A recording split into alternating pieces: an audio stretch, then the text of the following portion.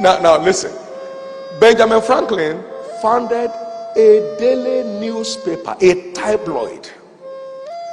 Benjamin Franklin became one of the foremost American diplomats. He single-handedly negotiated the French government support for the revolution. I hope I'm speaking well in London. That was what empowered the American forces to win.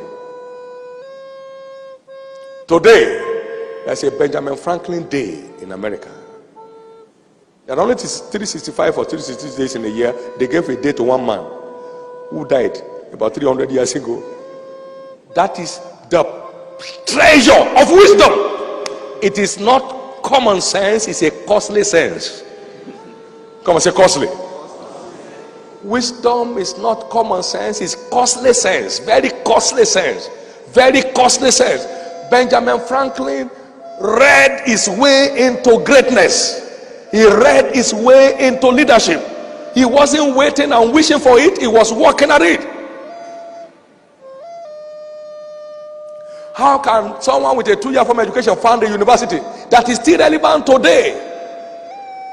From 1786. Oh, this is a very lazy generation. We just lay by and waiting for things to happen. We are killed by pleasure. Killed by pleasure.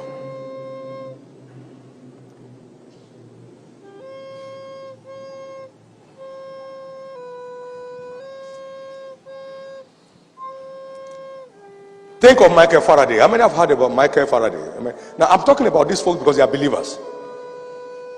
But they did not abuse the faith. Most of us are abusing the faith. But I said, God, come and cook for me. Thank you, Jesus. Cook for me now. God, drive me to work. I don't feel like driving today.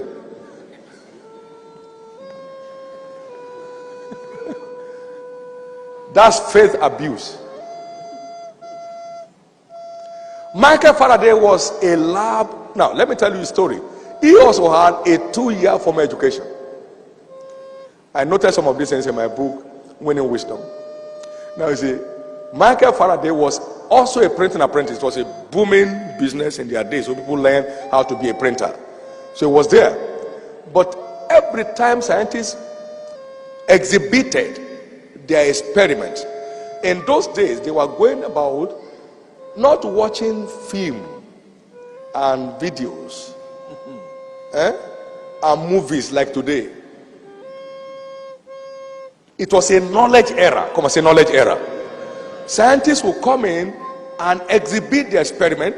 People pay to enter to watch. Michael Faraday was paying to enter. Small boy, what will he do with science? Now, there was this great physicist in his time. They call him Humphrey Davis. Humphrey Davis was a professor. And then Michael Faraday went to one of those exhibitions and took notes. Now, for him to take note with only 2 years of education, he must have equipped himself. To even understand the professor, he must have equipped himself. I mean, understand what I'm saying?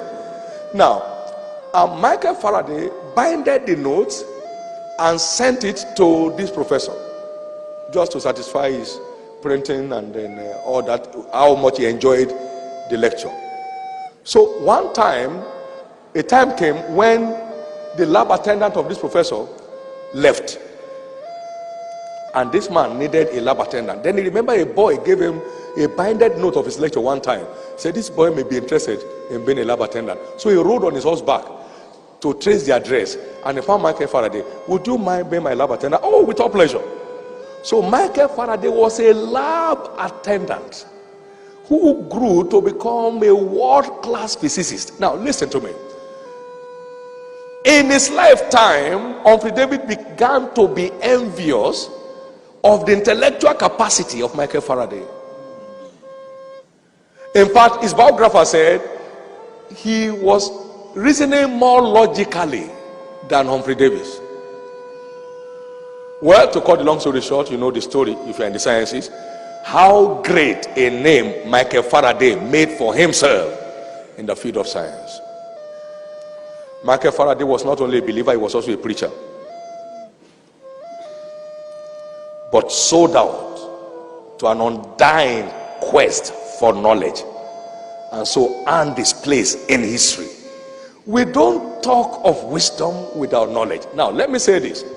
Wisdom is the principal raw material for the making of leaders, and knowledge is the principal raw material for the making of wisdom. So, leaders are made of applied knowledge. Come and say applied knowledge. Knowledge is not doing what you think. Knowledge is doing what you have decided.